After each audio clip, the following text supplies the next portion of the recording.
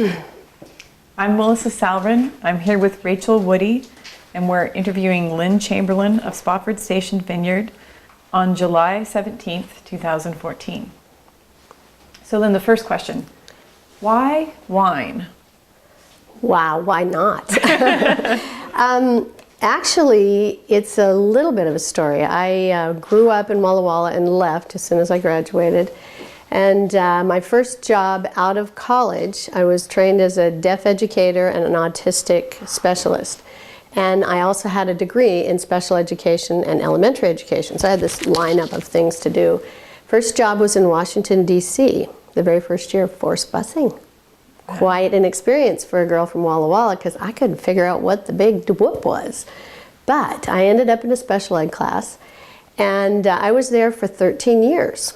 The second year I was there, my cousin from OMAC, which is even worse than Walla Walla, showed up and said, I'm going to live with you guys and go to college here. So he did. His first job out of college was Napa Valley, and he became a financial planner for wineries. So we're 21, 22, 23, and he called up and said, you guys have got to get out here. There's free alcohol everywhere. So I started actually visiting for fun, but as time went on, with his background, I was able to get in the back rooms of wineries. I helped bottle. I was able to start understanding tasting and how things were done. So then my next stop was, well, I used to be on a farm. I bet I could farm grapes again, and decided to return. Okay. And can you speak a little bit about your family's roots? Mm-hmm. Sure. We're a third generation farm here, or third generation family. My grandfather had racehorses. He was actually a mortician by trade, but he had a farm, and he raised wheat, a really small farm, so wheat, alfalfa, sugar beets, and racehorses, quarter horse racehorses. And he was, as I said, a gentleman farmer, but we were out there with horses all the time.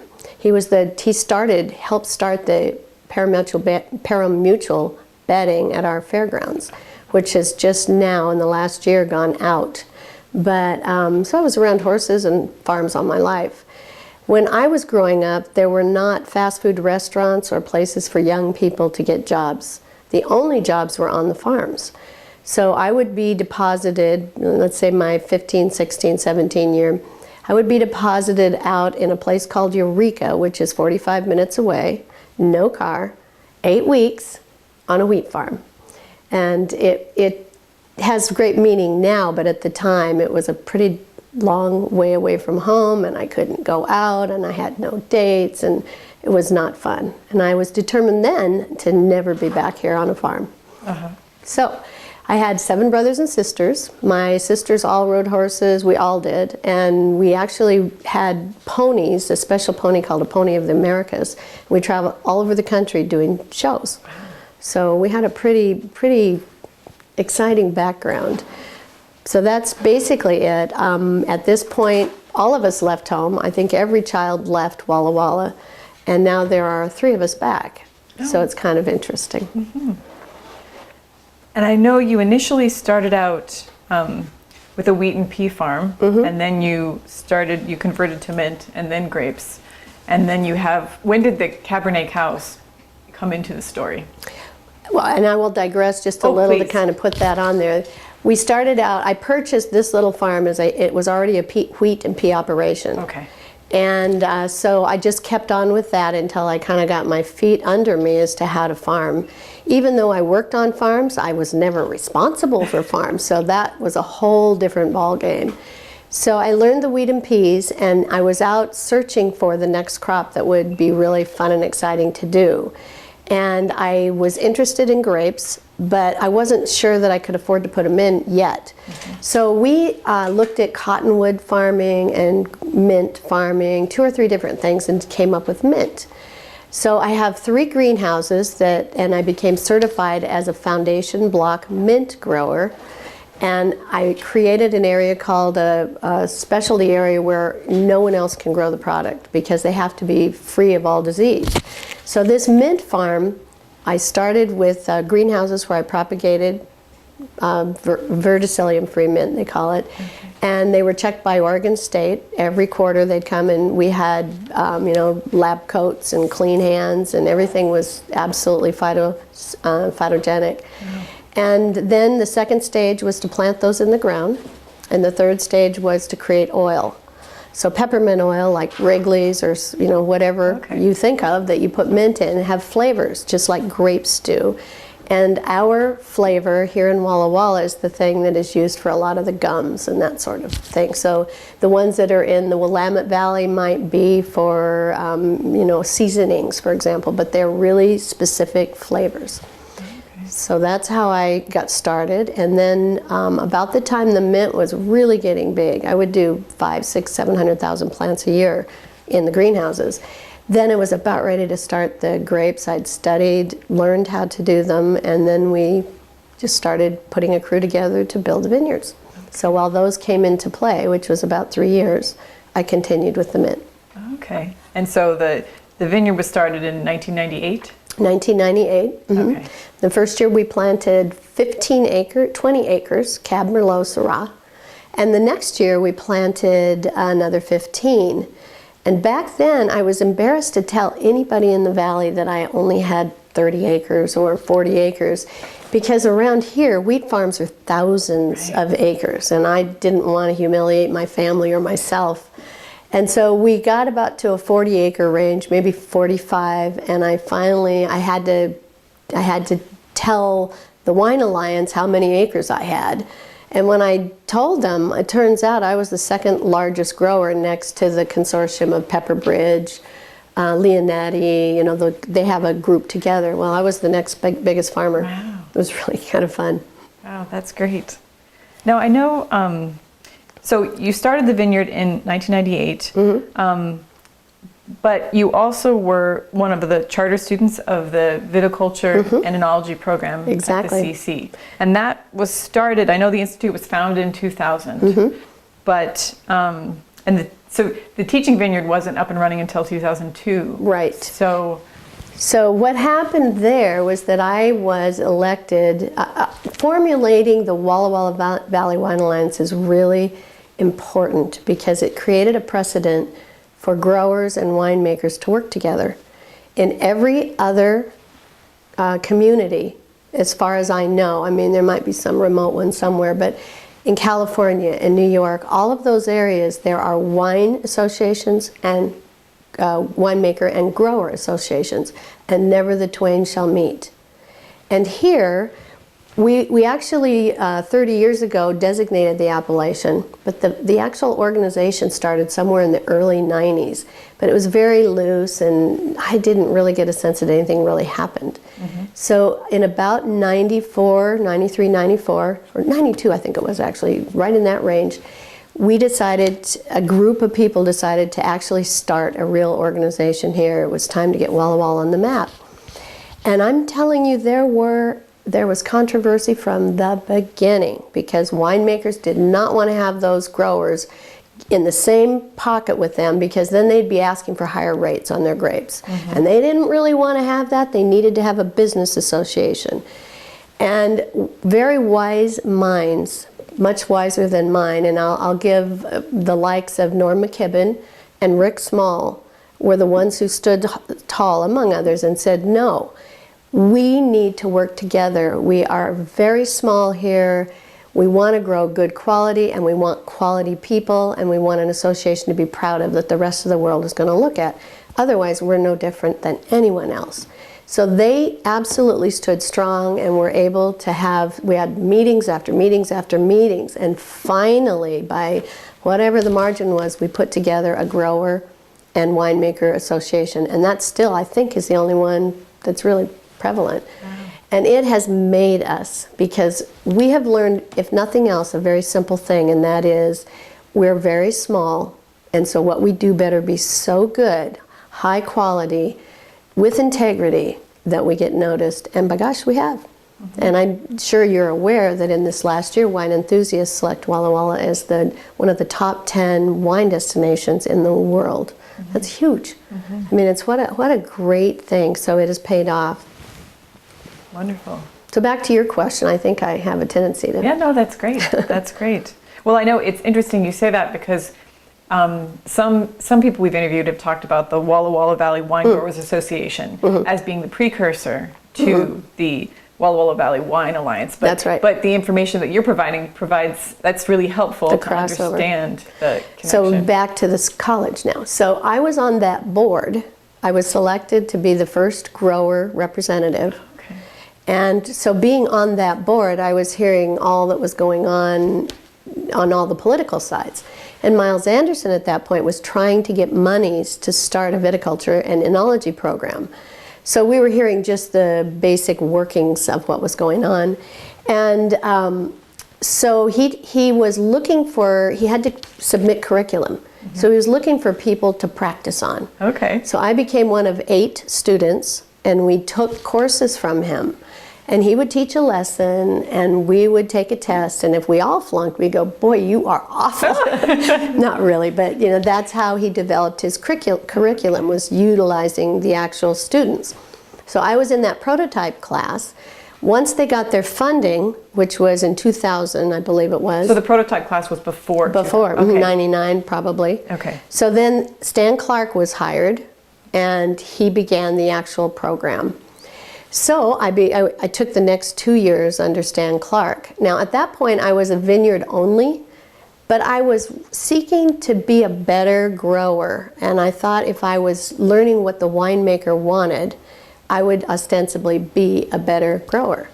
So that was why I really wanted to be in the class. But then once I got into the winemaking side of it, it was like, I have all this wine grape, I have to utilize it. So, and it happened that my son was getting married that year, and so I pulled back Merlot, and that was my project, and I made a barrel of Merlot for his wedding.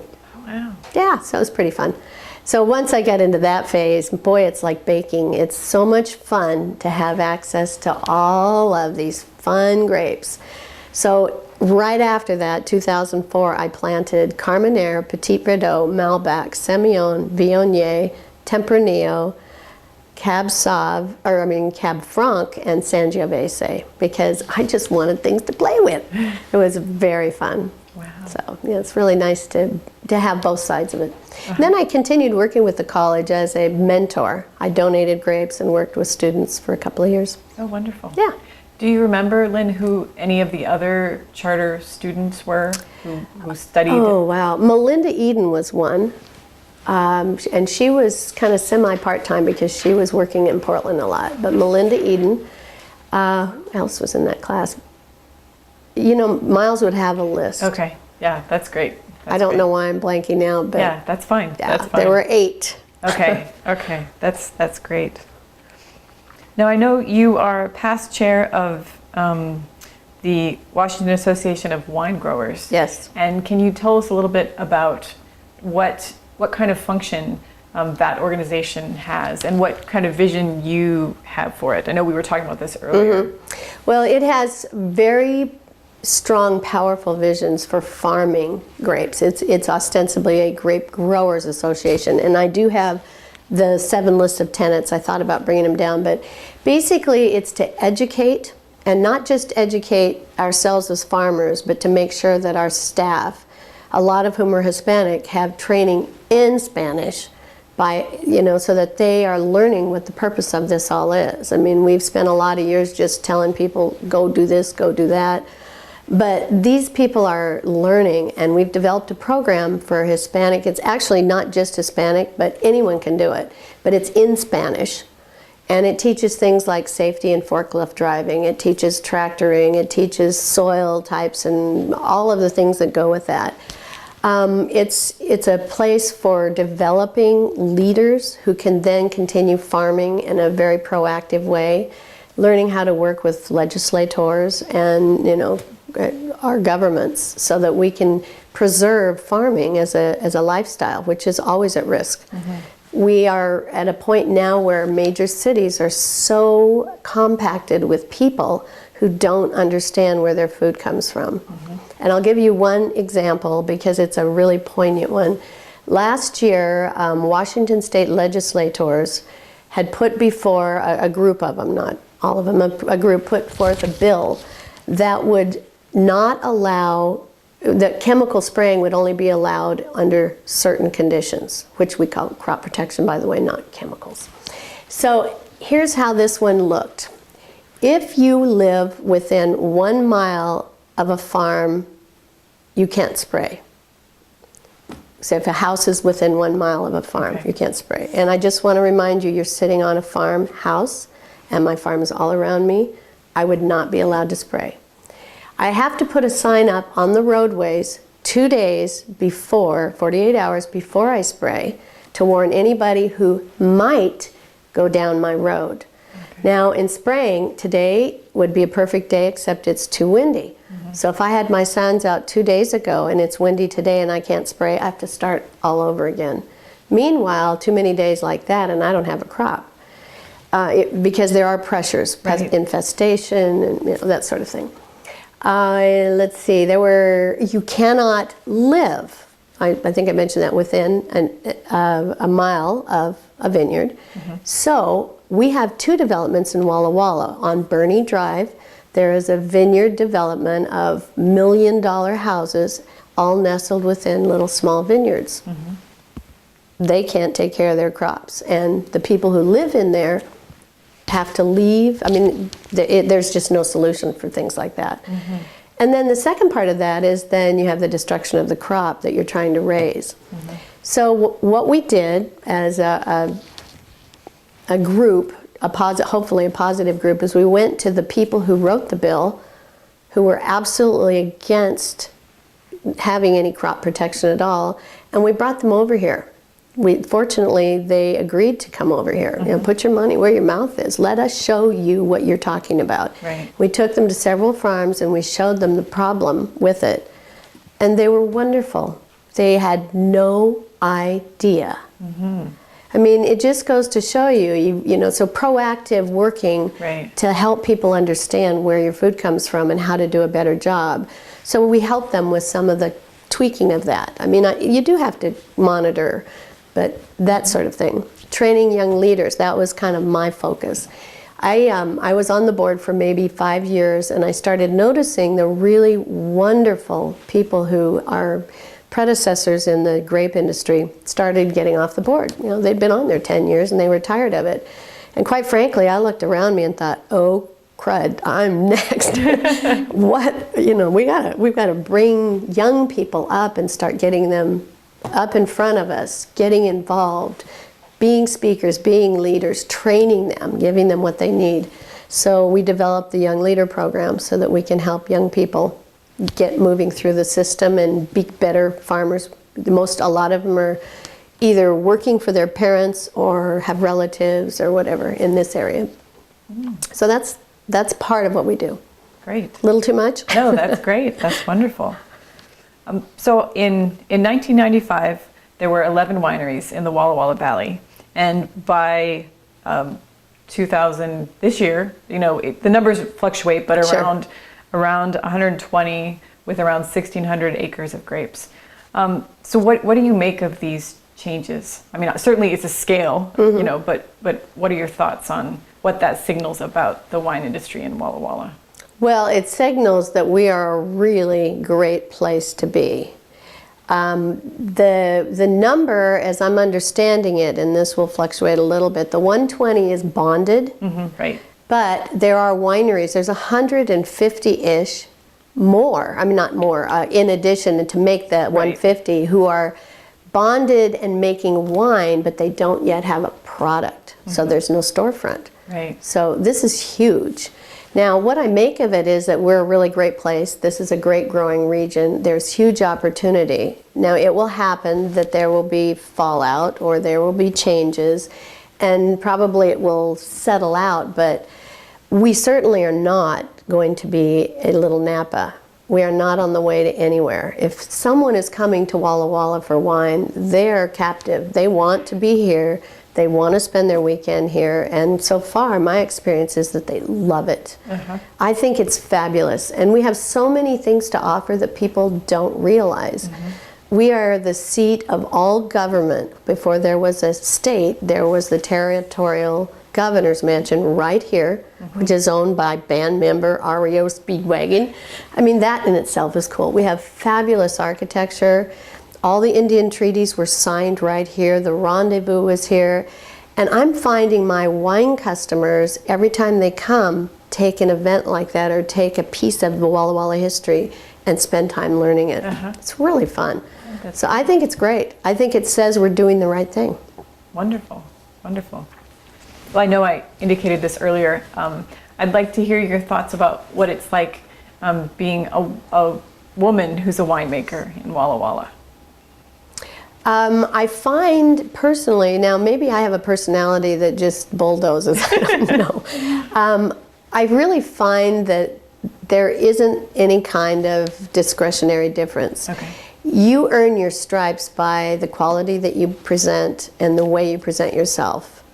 And I have not seen anybody say, well, it's just a woman. Now, there are physical things we don't do as well, and so, you know, I have, hey, you get that barge, you know.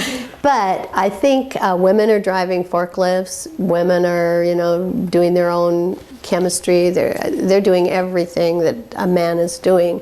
And I do think this industry, and especially in Walla Walla, is very progressive. It's not corporate yet. Not that corporate's bad, but when you have to do everything yourself, you find fraternity and getting help. And that's what I did. I called up friends of mine and I said, what is a plate and frame? I don't understand. And they would show me. And so, I mean, we just all worked together. And then they'd make me do their dirty work. Nice. So I think it's really very innocuous here. There's nothing going on that would suggest that there's any kind of discrimination, if that's where you were going. No, I mean, I'm just thinking about the sense of community. Very, very much a sense of community. Okay, that's wonderful. I mean, even among, I know you mentioned earlier that you were sort of part of the third wave, and you have the first wave, you have Figgins and Small and Baker Ferguson. I mean, is there like a connection? I know Baker is no longer here, but the sort of first wave, are they definitely, you know, aware of everyone who's in the later generations and supportive of these efforts? I mean, what is that kind of dynamic like? Or is it you're more working with people who are from your same generation? No is the short answer. We all work together. I suppose it really depends on the person, but I'll give you my example because it's a fun one. So two gentlemen, they weren't really old, but elderly-ish gentlemen getting ready to retire, were doctors in Walla Walla. One was named McClellan, Dr. McClellan, and one was named Dr. Hendricks. And they were knocking around what to do if they were going to retire one time and decided, you know what, I've always wanted to do grapes. Somehow they got onto that conversation, so they decided to do a vineyard. And so they started this vineyard in like 1977. I was living in Washington, D.C. at the time, and I came home for my sister's wedding, and she was marrying Casey McClellan's brother, Mike. So now I'm into this, and I'm hearing these two old guys talk about vineyards, and I'm going, what? So, you know, they then had fruit and nobody to sell it to.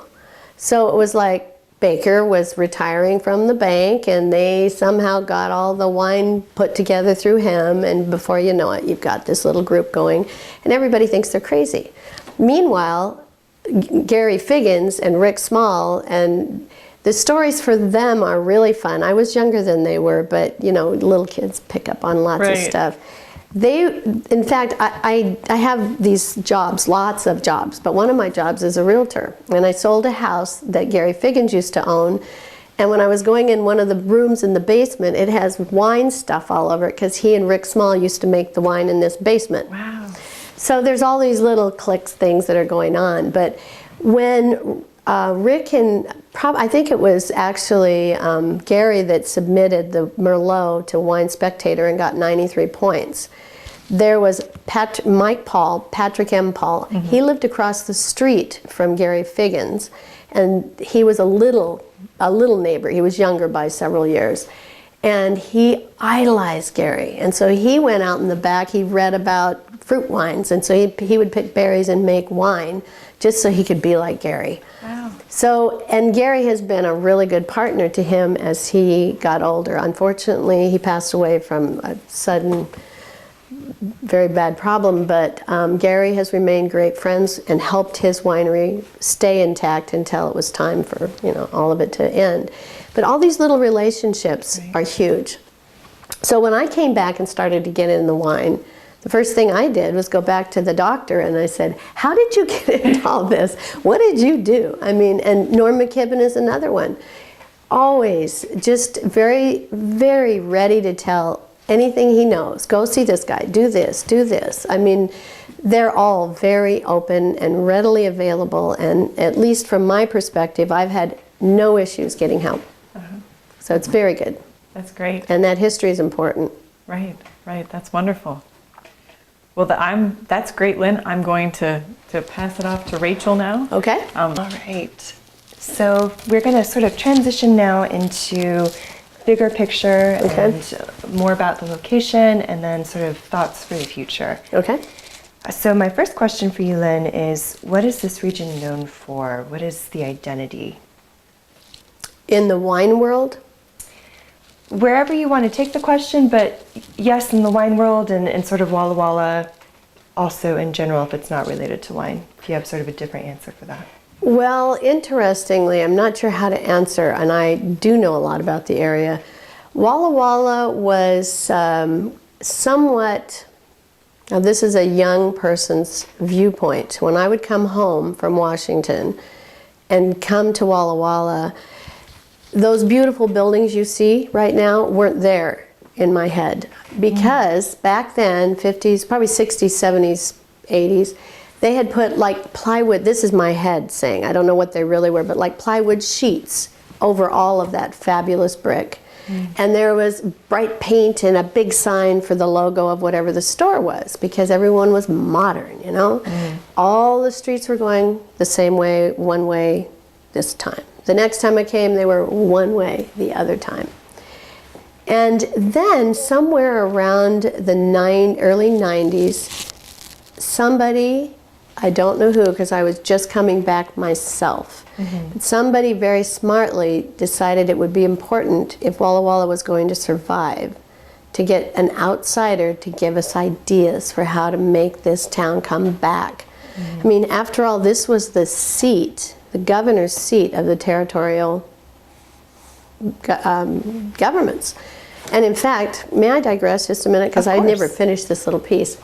So Walla Walla was the territorial governor's location, and when they decided to separate out the states, there was an Oregon and a Washington and an Idaho, and you know, it started coming together. But Walla Walla, being the first, or being the strength of the whole picture, because we had the fort here, became first choice. We got to be first choice in what we wanted. So they determined that every state should have a land-grant university, every state should have a prison, every state should have what are some of the other things that we used to have? Think of those 5 big, basic things that you need. Sorry, I'm flailing on this one. Well, we had first choice as the point, and the point is that we picked the prison. Can you even imagine? No. So you have to think about politics back then and whatever caused that. But we did get to be the first state capital. From here it went to Spokane, and that's when they decided to take it to one location and not move. I think it did go to Seattle once. Then finally Olympia was designated. So our whole region was trying to develop how this was going to look. So Walla Walla now has the prison, and you know, I don't know what else. I wasn't around back then, but my grandparents were. So then fast forward to this town that had all these buildings. They changed. All of the treaties for the Indians were done here. The rendezvous were done here. This was the seat of everything still. And they hired a man named Timothy Bishop, who had done downtown foundations for a couple of other places and won some awards. He was strong enough, one, to try to positively work with the community to change. And he was poking around some of the buildings and discovered that behind that whatever it was on the front, there was some brick. So one building agreed to take off all the stuff, and oh my goodness, it was fabulous with these, even the original glass was in the windows. So he was able to come up with grant money from, I think it was the federal government, so that if the shop owner would agree to do this much, then the federal government would give money for this much. And those buildings started peeling back their very plain exterior, and we saw this fabulous city that I remembered. So that's one really important thing that happened.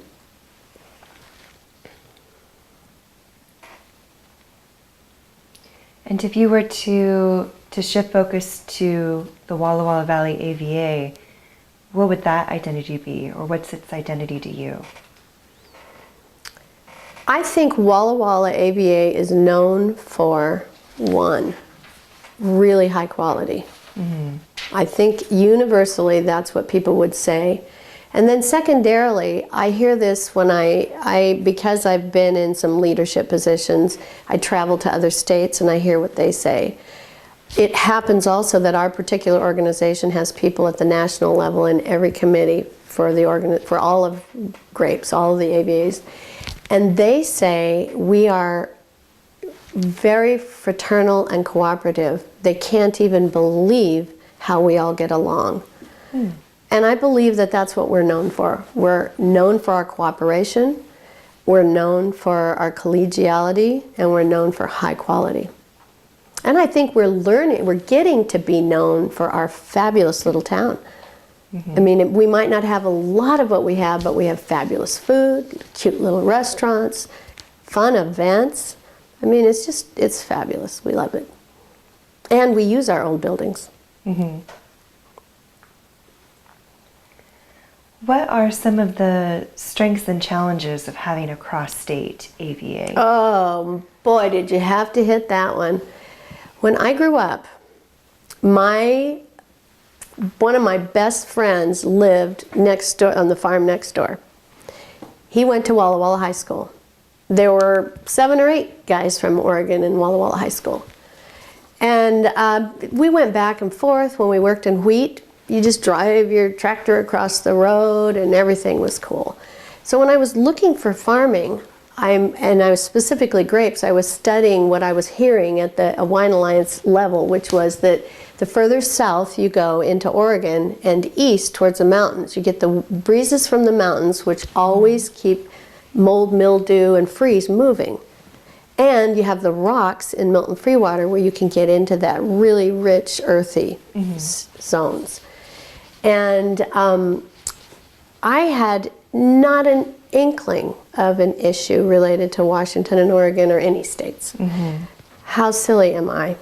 So I bought this fabulous little farm, and the first thing that happens is my children, I raised 6 children, and they all drove combines one particular year. And one of the coolest things we did is my father-in-law had never had a female driver, ever. And we had 4 girls. All of the girls drove combines, and at first he was a little shaky about it, but we were taking over. So we had 4 girls and the 2 boys plus our other people, and I have this fabulous picture of the combines all staged going down a hill. He professed at the end of the year what time he wasted because the girls had the best safety records and did the best job of taking care of their combines. So, very cool. Anyway, we have all these kids out here, and they have to carry licenses for both states. So you're driving a combine, you have your license for, Washington and Oregon.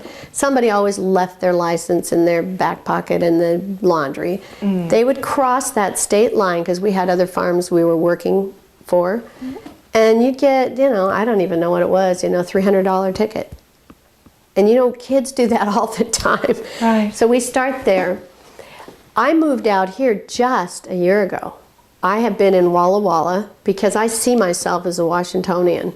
So I've had Walla Walla wines, I've bottled in Walla Walla, I've worked in Walla Walla, and I decided I really wanted to downsize what I was doing. I was doing way more than I really wanted to do.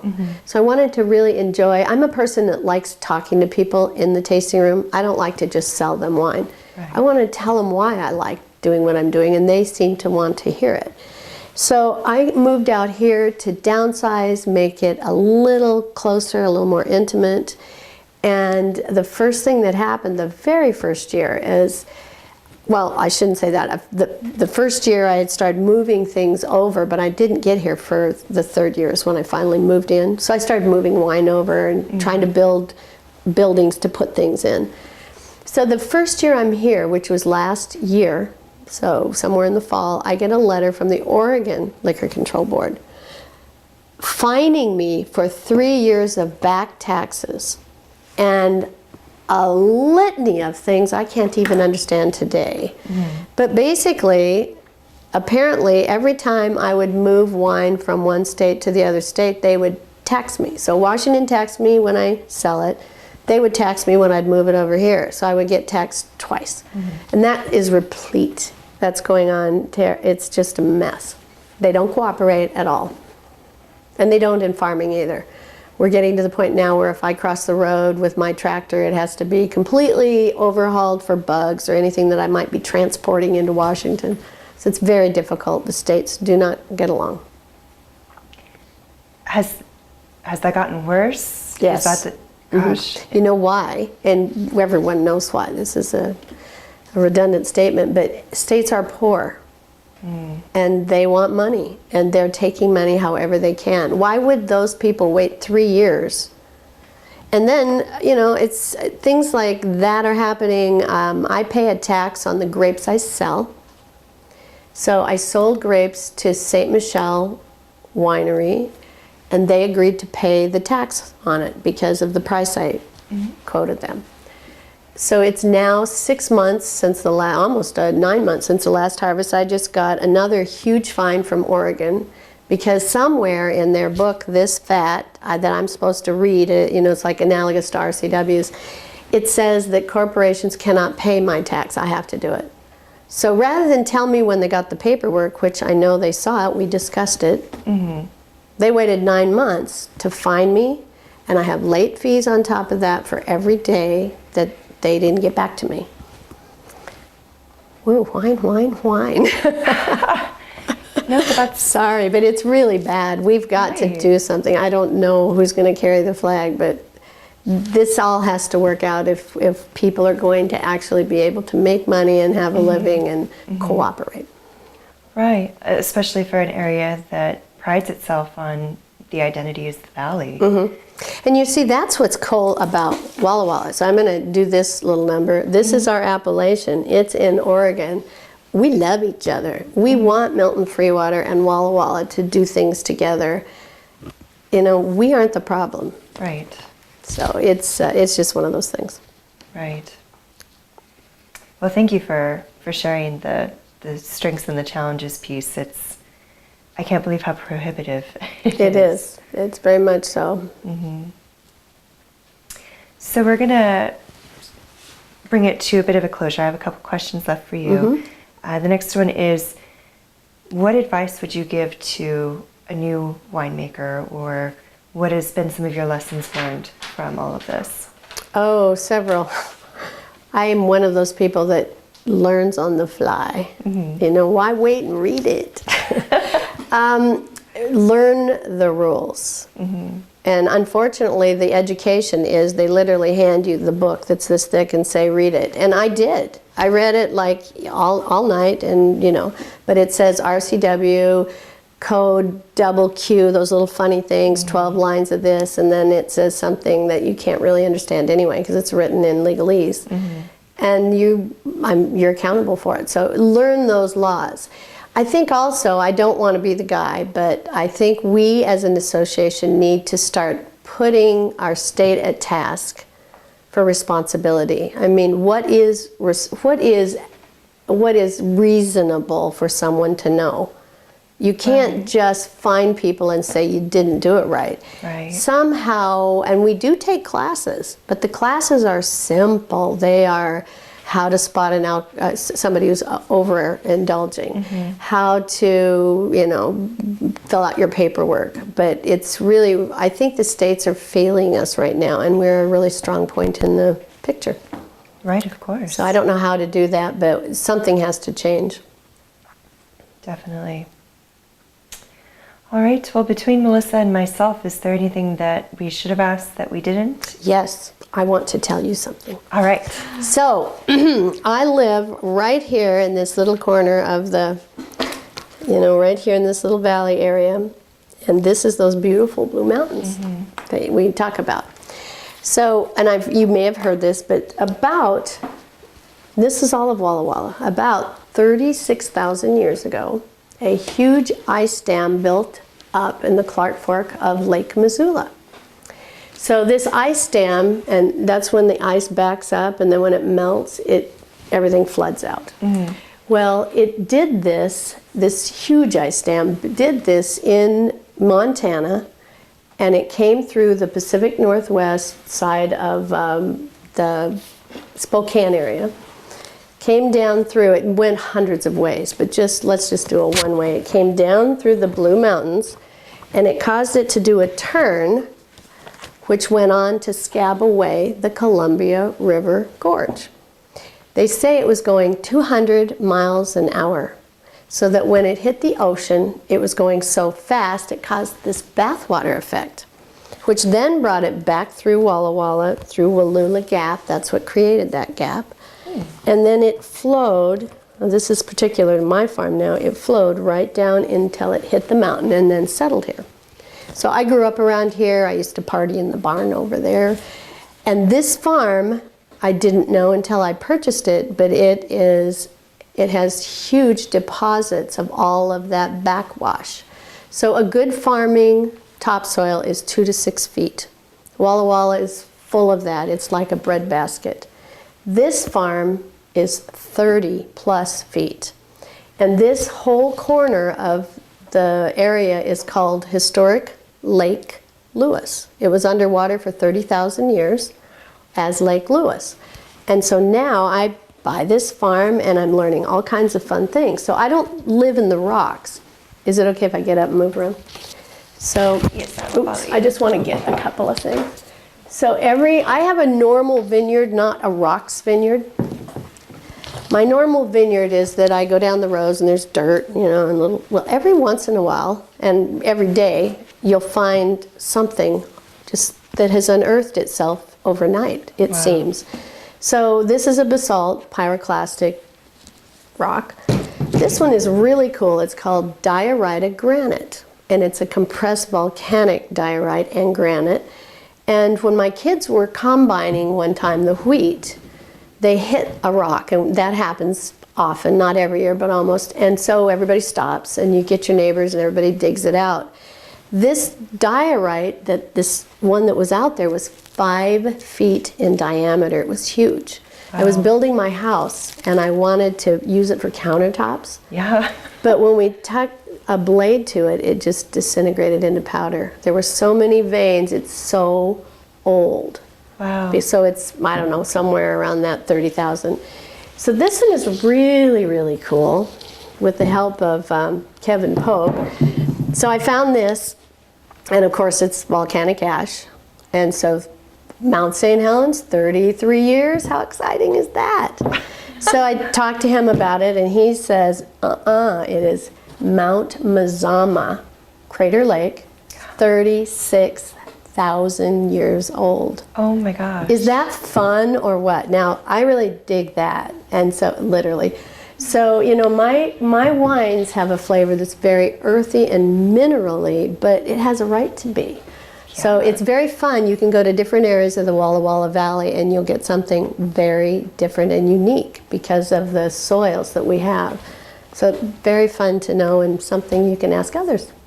Yeah, definitely. Cool story, huh? That is so cool. I had never heard that before. Yeah, oh, it's just fabulous. There are now, it's the gentleman who discovered these floods, or who hypothesized, spent his whole life trying to prove it.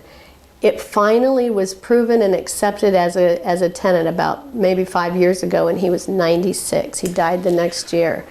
But now there are actual clubs called the Missoula Flood Clubs, and there's driving tours. You can go around Walla Walla. Have you ever heard of the Skyrockets? No. Oh, fabulous places to go drive by, climbing rocks, cool things. That's all part of this flood. Wow. Good thing to learn. It's really fabulous. Another unique thing about Walla Walla. Definitely. Thank you for Yeah, showing fun. us. All right. Is there anything else? Because that was excellent. I don't want to leave anything else out. No, that's fine. I was just really wanting to share that with you because it is very cool. Yeah. Melissa, did I leave anything out? No, I think we're good.